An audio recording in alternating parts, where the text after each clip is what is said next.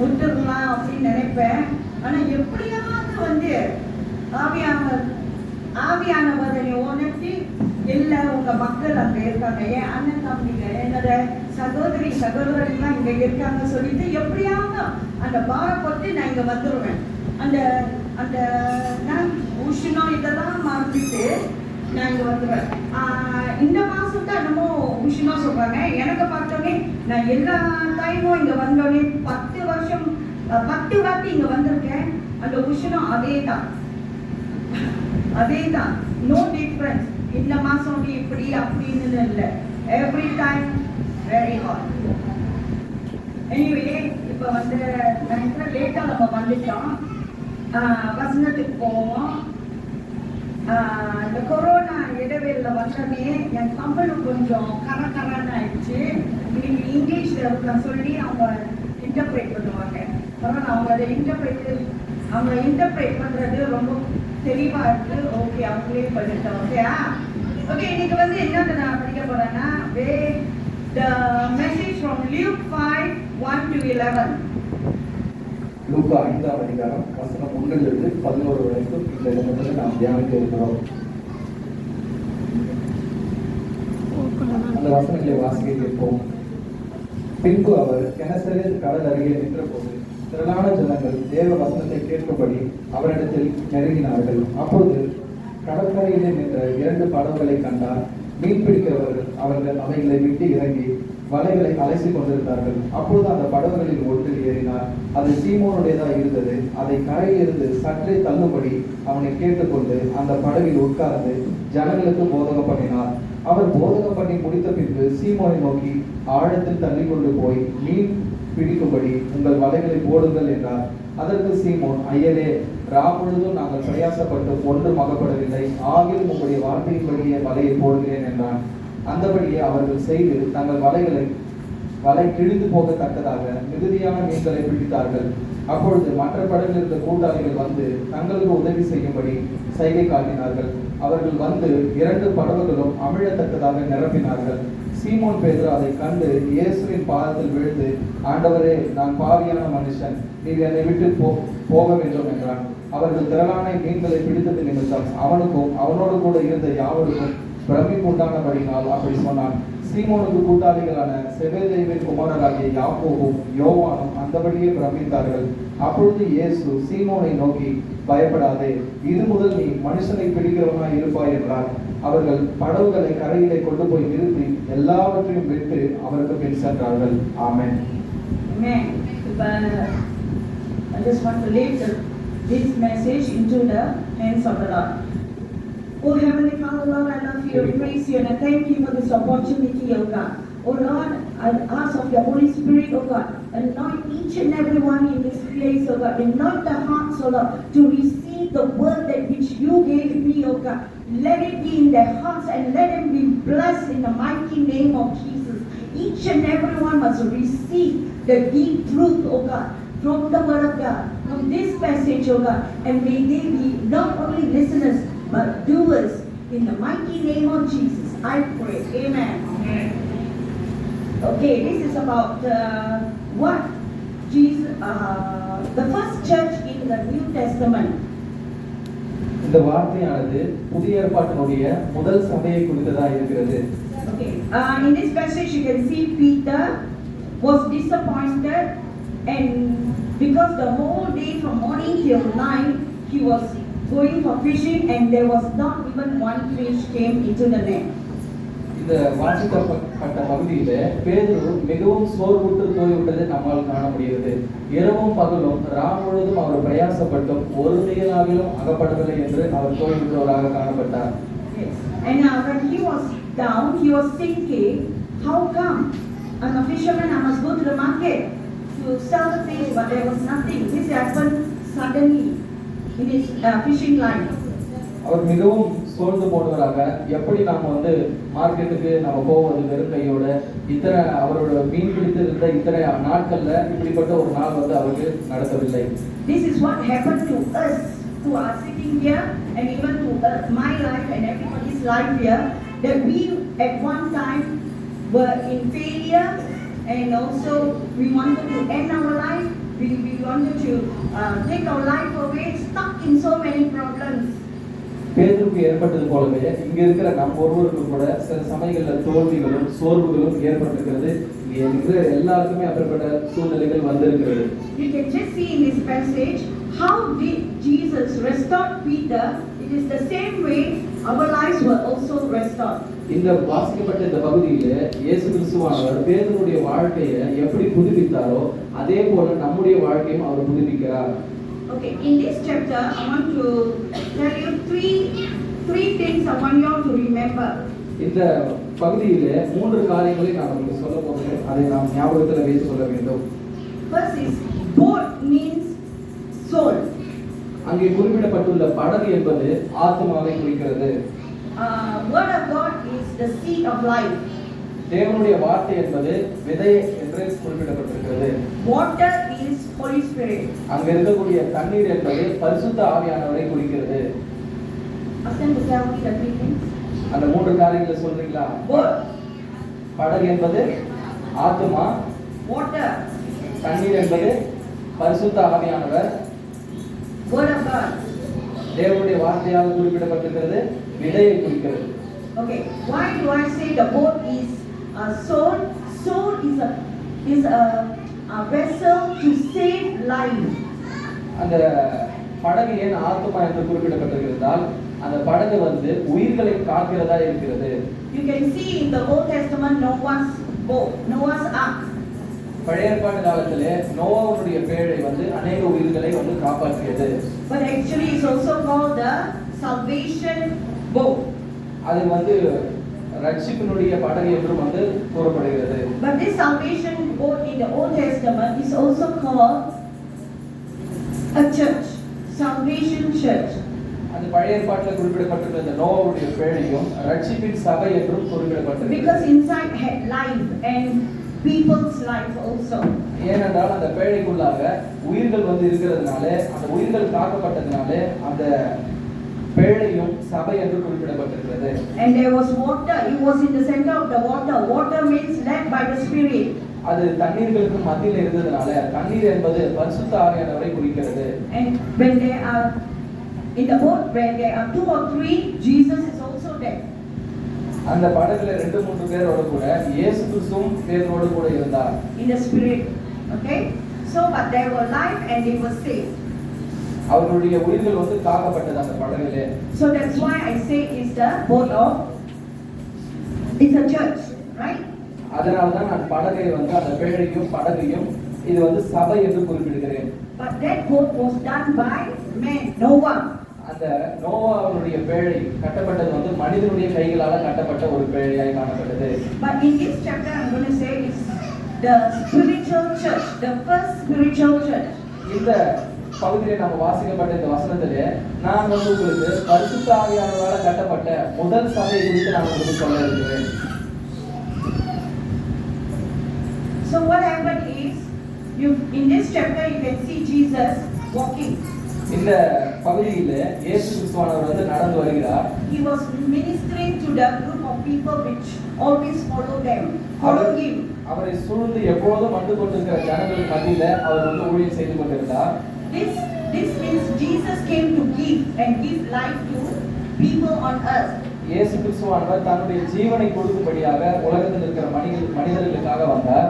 The word of God he was planting upon everyone there. அவர் தேவனுடைய வார்த்தையை ஒவ்வொருவருடைய இருதயத்திலும் விதைத்துக் கொண்டிருந்தார்.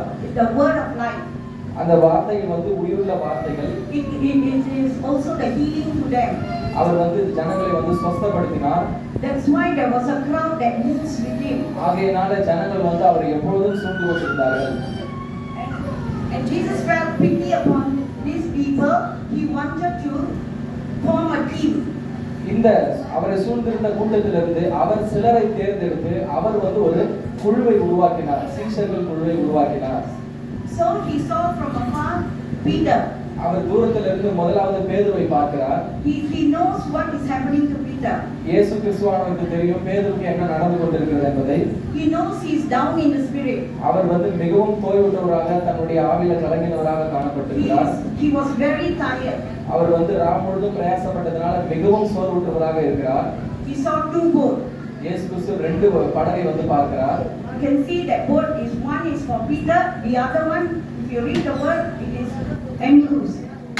அந்த இரண்டு படகுல ஒன்று வந்து பேதுருடையதாகவும் மற்றொன்று அவருடைய சகோதரனாகிய அந்திரேயுடைய படகாகவும் காணப்பட்டது. Okay, now Jesus went towards Peter. இயேசு கிறிஸ்து இப்பொழுது பேதுருவிடத்துல போகிறார்.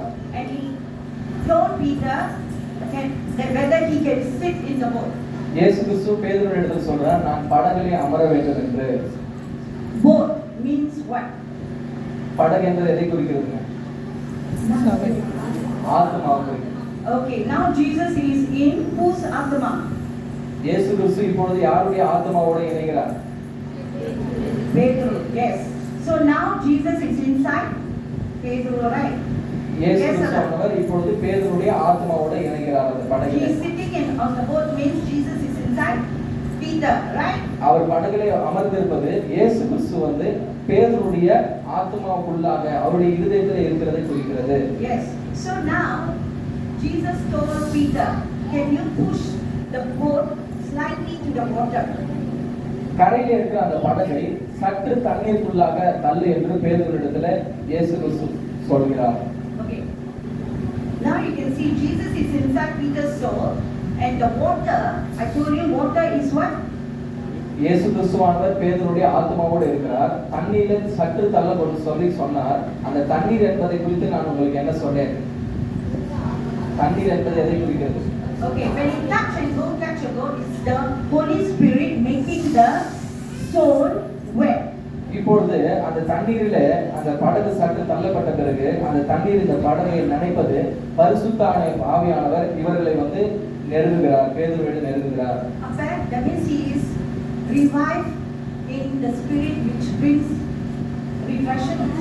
அவர் தோய்வுற்று இருந்த இந்த சூழ்நிலையில அந்த பரிசுத்த ஆவியானவர் அவரை வந்து உயிர்ப்பிக்க ஆரம்பிக்கிறார். Because of the obedience of Peter, Jesus wants to bless Peter. பேதுருவுடைய கீழ்ப்படிதல், தள்ளுன்னு சொல்லும்போது தள்ளினதுனால பேதுருவை இயேசு கிறிஸ்துவானவர் ஆசீர்வதிக்க விரும்பினார். I told you just now, Jesus is inside Peter, which is the boat. நான் உங்களுக்கு சொன்னேன், பேதுருவோடு கூட அந்த படகுக்குள்ளே இயேசு கிறிஸ்துவானவர் சென்றார். Means he is using Peter to minister to the crowd outside. இப்பொழுது எதுக்காக அவர் அமர்ந்தார் என்றால், பேதுருவை மற்ற ஜனங்களுக்கு இயேசு கிறிஸ்துவானவர் இப்போது பிரசங்கிக்க போகிறார். அதற்கு ஒரு கருவியாக சற்று அப்புறம் தள்ளி அந்த படகை நிறுத்த சொன்னார். That means Peter allowed Jesus to preach. இப்பொழுது இயேசு கிறிஸ்து பிரசங்கிப்பதற்கு பேதுரு வந்து உதவி செய்கிறார். அதற்கு அவருடைய படகுல இடம் கொடுத்து அனுமதியும் கொடுக்கிறார். And at the same time, when Peter is there, he is refreshed by the Spirit. He is also listening to the word of God. இப்பொழுது பேதுரு சோர்வா இருந்த இந்த சூழ்நிலையில அவருடைய ஆத்மாவும் புதுப்பிக்கப்படுது. அவருக்குள்ள இருந்த சோர்வுகள் மாறுகிறது. பிறகு இயேசு கிறிஸ்துவானவர் ஜனங்களுக்கு பிரசங்கிப்பதையும் அவர் வந்து கவனித்துக் கொண்டிருக்கிறார். So now Jesus turned to Peter after preaching. பிரசங்கத்தை இயேசு கிறிஸ்துவானவர் சுற்றி இருந்த ஜனங்களுக்கு முடித்த பின்பு பேதுருவை நோக்கி திரும்பி பார்த்து he wanted to deal with Peter. இப்பொழுது பேதுருவோடு பேச ஆண்டவர் வந்து சித்தமானார். Okay. This time you can see when Jesus preached to the people, the crowd outside. Okay. ஜனங்களிடத்துல பேசி முடித்தது பிறகு when he preached to the people outside, வெளியே சுற்றி கடற்கரையில இருந்த ஜனங்களுக்கு இந்த படகுல அமர்ந்து இயேசு கிறிஸ்து பிரசங்கித்து முடித்த பிறகு in the future Peter is going to be the same. இதே போல வருகிற எதிர்கால நாட்கள்ல இயேசு கிறிஸ்துவாகிய நான் பிரசங்கிக்கும் போல பேதுருவாகிய நீயும் பிரசங்கிக்க போகிறாய் என்பதை ஒரு அடையாளமாக ஆண்டவர் பேதுருக்கு காண்பித்தார்.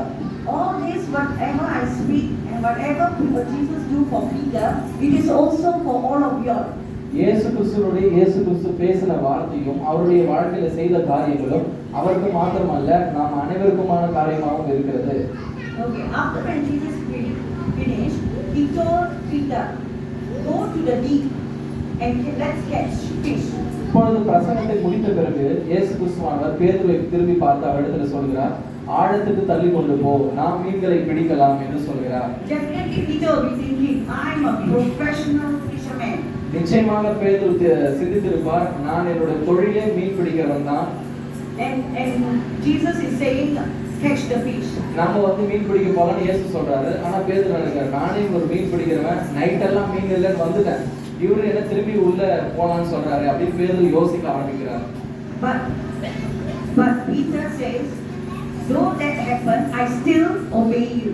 இப்பொழுது பேதுரு வந்து என்ன பண்றாருன்னா, இப்பொழுதும் உம்முடைய வார்த்தையின்படியே நான் வந்து ஆழத்துக்கு போகிறேன் அப்படின்னு சொல்லிட்டு போகிறாரு.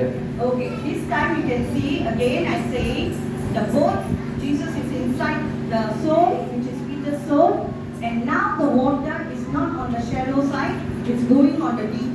இயேசு கிறிஸ்துவானவர் படகுக்குள்ளாக, அதாவது பேதுருடைய ஆத்மாவுக்குள்ளாக இருக்கிறார். அந்த படகு முதலாவது கரையிலே குறைந்த நீர் இருக்கக்கூடிய இடத்துல இருந்தது. நீரானது பரிசுத்த ஆவியானவரை குறிக்கிறது என்பது நான் முன்பாகவே சொன்னேன். இப்பொழுது அந்த படகு அந்த நீருக்குள்ளாக ஆழத்துக்குள்ளாக செல்கிறது. This time the water has filled almost to the top. இப்பொழுது சற்று குறைவாக இருந்த அந்த தண்ணீர் படகுக்குள்ளாக தண்ணீர் வர அளவுக்கு ஆழத்துக்கு இவர்கள் சென்று விட்டார்கள். முழுவதுமாக தண்ணீர் சூழ்ந்திருக்கிறது. So now you can see Peter is led by the Spirit. இந்த தண்ணீர் என்பது பரிசுத்த ஆவியானவரை குறிக்கிறது சொன்னது போல பேதுருவானவர் இப்பொழுது பரிசுத்த ஆவியானவராலே நடத்தப்படுகிறார். When they went to the deep, ஆழத்துக்கு அவர்கள் சென்ற பிறகு Peter with the faith in Christ, இயேசு கிறிஸ்துவினிடத்திலே பேதுருவானவர் விசுவாசத்தை வைக்கிறார். and now by the water the Spirit of God is going to make a great miracle. இயேசு கிறிஸ்துவோடு ஐக்கியப்பட்ட பிறகு இப்பொழுது அவர் பரிசுத்த ஆவியானவரால பெரிய அற்புதங்களை வந்து காண இருக்கிறார். And Jesus told, let your net down. இப்போது இயேசு சொல்றார், உங்களுடைய வலையை வந்து போடு. And what happened to the net? என்ன நடந்துச்சு அந்த வலைக்குள்ளாக? There was a big huge number of fish kept caught on the net. அந்த வலைக்குள்ளாக மிகவும் அதிகமான மீன்கள் வந்து அவர்களுக்கு வந்து கிடைத்தது. The boat was filled with water. இப்போ அந்த படகு முழுவதும் தண்ணீரினால சூழப்பட்டிருக்கிறது. இயேசு இருக்காங்க. இயேசுசாமி அந்த படகுல இருக்கிறார். Now he caught such a number of fish. இப்பொழுது அதிகமான மீன்களை பிடித்திருக்கிறாங்க. Peter was amazed. பேதுருவானவர் இப்பொழுது மிகவும் ஆச்சரியப்படுகிறார். And when he was pulling the net, இப்பொழுது அவர் அந்த வலையில பிடித்த மீன்களை வந்து இழுக்கிற போது what did they signal? Jesus signaled to the other fishermen. இப்பொழுது பேதுரு அந்த வலையை பிடித்து அந்த மீன்களை இழுத்து கொண்டிருக்கும் போது இயேசு கிறிஸ்து அவர்களை சுற்றி அந்த இடங்கள்ல மீன் பிடித்துக் கொண்டிருக்கிற மற்ற நபர்களை வந்து அழைக்கிறார். Means this is the calling of the disciples. இது வந்து எதை குறிக்கிறதுனா மற்ற சீஷர்களை வந்து அவர் வந்து அழைக்கிறதை வந்து குறிக்கிறது. Okay, now I told you right, the boat or souls. அந்த மறுபடியும் நான் உங்களுக்கு சொல்கிறேன், அந்த படகு என்பது ஆத்மாவை குறிக்கிறது. Now the fish means men, lives. அந்த மீன்கள் வந்து அதில் இருக்கக்கூடிய ஒவ்வொரு உயிர்களை வந்து குறிக்கிறது. So now the boat is actually a church. இப்போ அந்த படகு வந்து சபை, அந்த சபைக்குள்ளாக அநேக உயிர்கள் வந்து இருக்கிறது. So this is the church, and this happened in the New Testament. In which chapter do you all know? இந்த பேதுருக்கு நடந்த இந்த சம்பவங்கள் பிற்காலத்துல அவருக்கு வந்து உண்மையாகவே அநேக உயிர்களை, அநேக ஆத்துமாக்களை வந்து அவர் அறுவடை செய்கிறார். அது எந்த இடத்துல இருக்குது என்பது உங்களுக்கு தெரிகிறதா?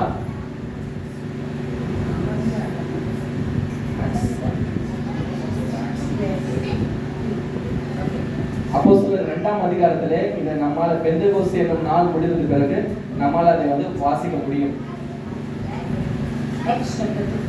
அப்போஸ்தலர் 2ஆம் அதிகாரத்தை எடுத்துக்கொள்ளலாம்.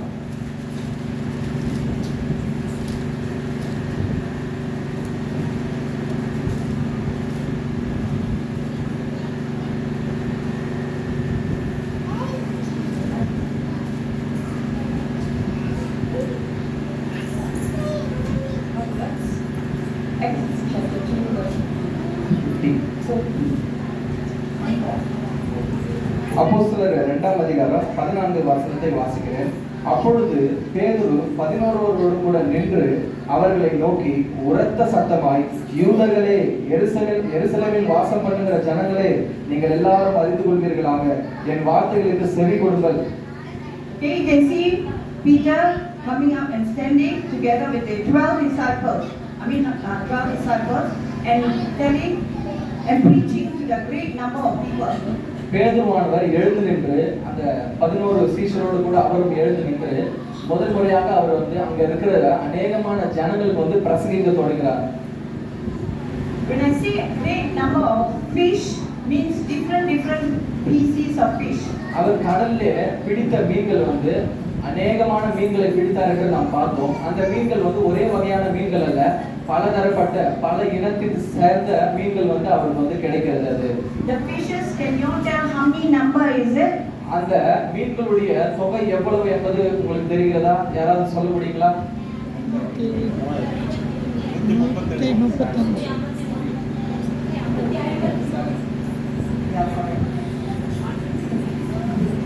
Okay, I mean I didn't count the fish, but what happened during the time of Pentecostal? 3,000 people was added. Is right. நாம் அந்த மீன்களை எண்ணல, அந்த எண்ணிக்கையும் அந்த இடத்துல குறிப்பிடப்படல.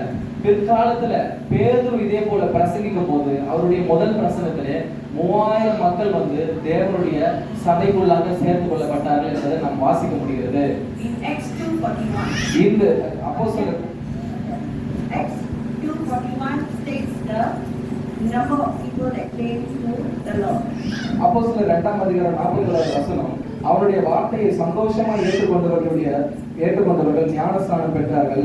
அன்றைய தினம் ஏறக்குறைய 3000 பேர் சேர்த்து கொள்ளப்பட்டார்கள் என்று குறிப்பிடப்பட்டிருக்கிறது. Amen. Amen. So now Peter's boat becomes a church. இப்பொழுது பேதுருடைய படகு என்னவாய் மாறுகிறது? சபையாக மாறுகிறது. Because 2 and 3 or more together, it becomes a church. 2, 3, 4 பேர் சேர்ந்து அந்த சபையை உருவாக்கினார்கள். வலையை பிடித்து இழுப்பதற்கு உதவி செய்தார்கள் போல. Okay, so now you can see Peter's character. இப்பொழுது பேதுருடைய குணாதிசயத்தை நம்மால் பார்க்க முடியும். When Jesus called the other fishermen, இயேசு கிறிஸ்து பேதுருக்கு உதவி செய்வதற்காக மற்ற மீனவர்களை அழைக்கும் போது he transferred the fish to the other boats. அந்த மீன்களை எடுத்து அவருடைய படகுகளை மாத்திரம் போட்டுக் கொள்ளாமல் அவருக்கு உதவி செய்த அந்த படகுக்குள்ளேயும் அந்த மீன்களை வந்து பேதுரு போட்டதை நம்மால் வாசிக்க முடியும். Now you can see Peter become generous because he has the divine joy. இப்பொழுது பேதுருக்குள்ளாக தாராளமான அந்த குணம், தன்னுடைய படகுகளை மாத்திரம் வைத்துக் கொள்ளாமல் உடன் வந்தவருடைய படகுகளை வைக்கிறார். அவருக்குள்ளாக ஒரு பெரிய சந்தோஷம் காணப்படுகிறது. And when he is joyful, he shares.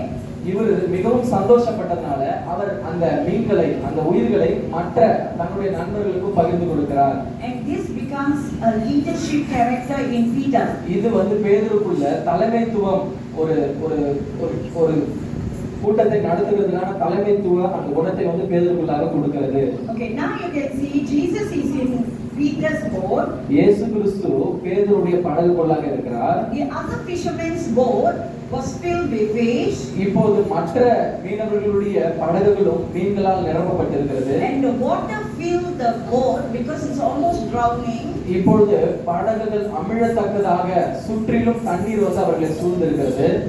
This means all the people in the boat and the fishermen were filled by the power of the Holy Spirit. இப்பொழுது அந்த படகுக்குள்ள இருந்த மீன்களும் அங்க இருந்த பேதுருவும் அவருடைய நண்பர்களும் சுற்றி இருக்கக்கூடிய அந்த தண்ணீரினால நிரம்புவது எதை குறிக்கிறது என்றால் பரிசுத்த ஆவியினால நிரம்பி இருக்கிறதை வந்து நமக்கு குறிக்கிறது.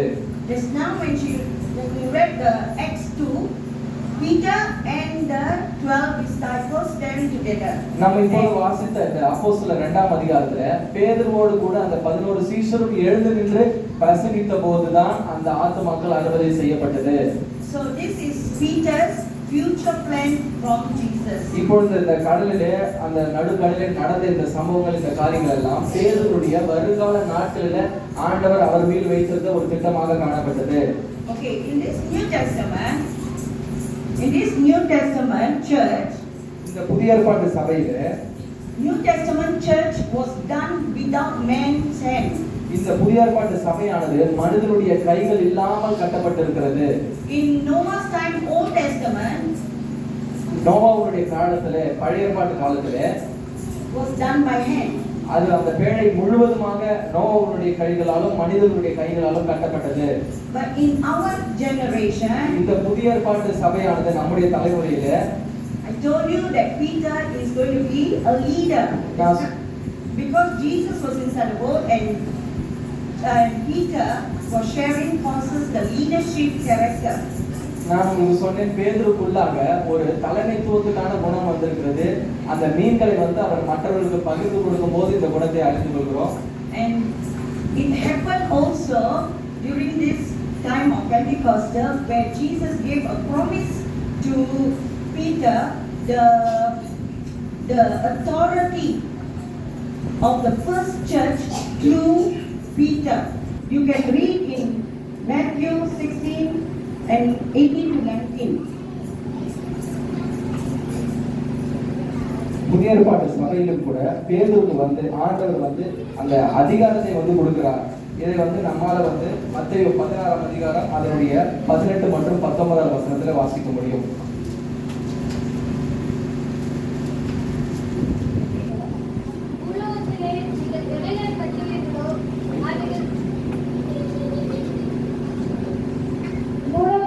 நீங்கள் எவைகளை கட்டுவீர்களோ அவைகள் பரலோகத்திலும் கட்டப்பட்டிருக்கும்.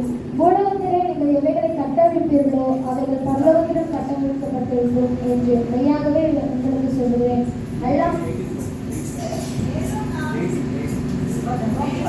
மேலும் நான் உனக்கு சொல்லுகிறேன், நீ பேதுருவாய் இருக்கிறாய், இந்த கல்லின் மேல் என் சபையை கட்டுவேன், பாதாளத்தின் வாசல்கள் அதை மேற்கொள்வதில்லை.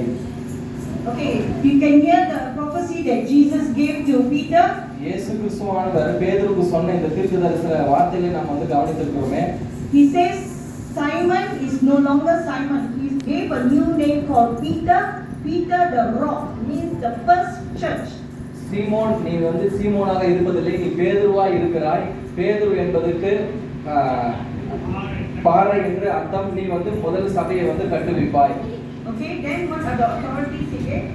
அப்பொழுது அதற்கு பிறகு 19ஆம் வசனத்திலே பேதுருக்கு ஆண்டவர் அதிகாரத்தை கொடுக்கிறார். பரலோக ராஜ்யத்தின் திறவுகோல்களை நான் உனக்கு தருவேன். பூலோகத்திலே நீ கட்டுகிறது எதுவோ அது பரலோகத்திலும் கட்டப்பட்டிருக்கும். பூலோகத்திலே நீ கட்டவிழ்ப்பது எதுவோ அது பரலோகத்திலும் கட்டவிழ்க்கப்பட்டிருக்கும் என்றார். இப்ப புரியுதா? The boat, Jesus and the water. Boat, Jesus, Peter and water. Peter வந்து அப்ப ஒரு ஆளா இருந்தான். After when the full fish came into it, it became a church. இப்பொழுது பேதுரு, இயேசு கிறிஸ்துவானவர், அந்த படகு, அவங்களுக்கு கிடைத்த மீன்கள், இது எல்லாத்தையும் நம்ம பார்க்கிறோம். பேதுரு முதலாவது தனியாக இருந்தார். அவருக்கு கிடைத்த திரளான மீன்கள், அந்த உயிர்கள் நிமித்தம் இப்போ ஒரு பெரிய சபை வந்து உருவாகி இருக்கிறது. Okay, this is also not only for Peter. இது பேதுருக்கு மட்டுமான காரியம் அல்ல. Since he is the first church, it runs down to all the people that comes after Christ. அந்த முதல் சபையில அநேக ஜனங்கள் வந்து இயேசு கிறிஸ்துக்குள்ளாக வந்தார்கள். And it is also for us. அதேதான் நமக்கும். We all are Atma, right? நாம் அனைவரும் ஒவ்வொரு ஆத்துமாக்களா இருக்கிறோம். But actually, when we go out and speak to people and bring people to the Lord, நாம் அனைவரும் வெளியே சென்று ஜனங்களுக்கு ஆண்டவரை பற்றி போதித்து அநேக ஜனங்களை சபைக்குள்ளாக கொண்டு வர வேண்டும். then you become a church. நீங்களும் அப்பொழுது என்னவா மாறுவீர்கள் என்றால் சபையாக மாறுவீர்கள். So, when the time before you all know Christ, நீங்கள் இயேசு கிறிஸ்துவை அறிந்து கொள்ளாத முற்காலத்திலே you were also stuck and had all kinds of problems. நீங்களும் ஒரு இடத்துல சிக்கி தோல்விகளையும் அநேக பிரச்சனைகளையும் வந்து சந்தித்திருக்கிறீர்கள். Definitely somebody told about Jesus Christ to you all. நிச்சயமாக யாரோ ஒருவர் இயேசு கிறிஸ்துவை குறித்து உங்களுக்கு வந்து சொல்லியிருப்பார்கள். In your witness, when someone tell about Christ, you accept and do whatever they say. உங்களுடைய பலவீனத்திலே யாரோ ஒருவர் இயேசு கிறிஸ்துவை உங்களுக்கு அறிவித்து உங்களுடைய வாழ்க்கையில ஏதோ ஒரு காரியங்கள் மாறினது. Then you came to the church. அதற்கு பிறகு நீங்கள் வந்து சபைக்கு உள்ளாக வந்தீர்கள். But when you come to the church, you receive the word of God. நீங்க சபைக்குள்ள வந்த பிறகு நீங்கள் தேவனுடைய வார்த்தையை பெற்றுக் கொண்டிருக்கிறீர்கள். Okay, now there are three things I want you all to think about it.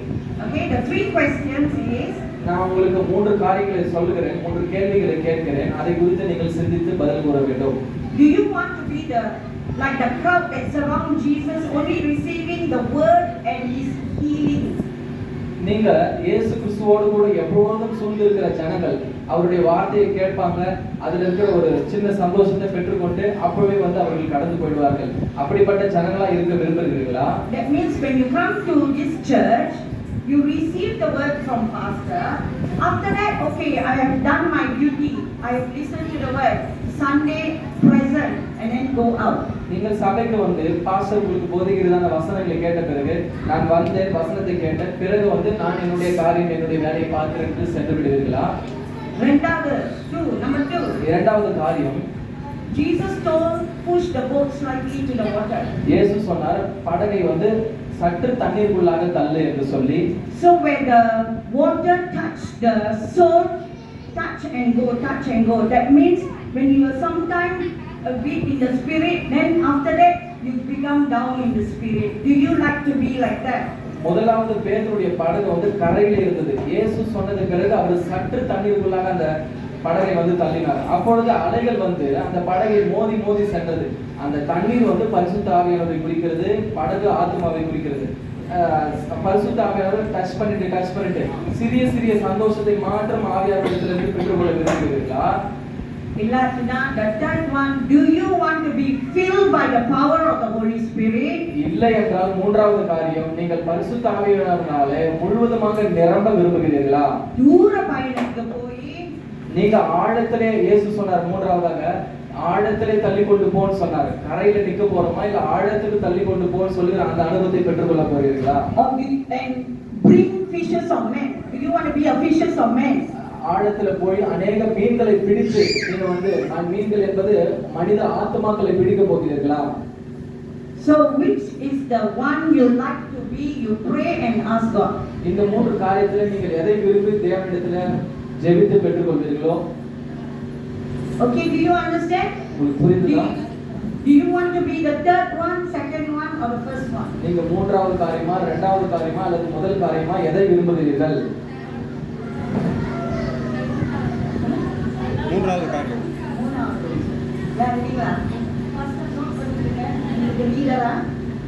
Okay? It doesn't mean going out means coming to Singapore. Because I know it's difficult to come to Singapore with the money. But what about the area next to yours?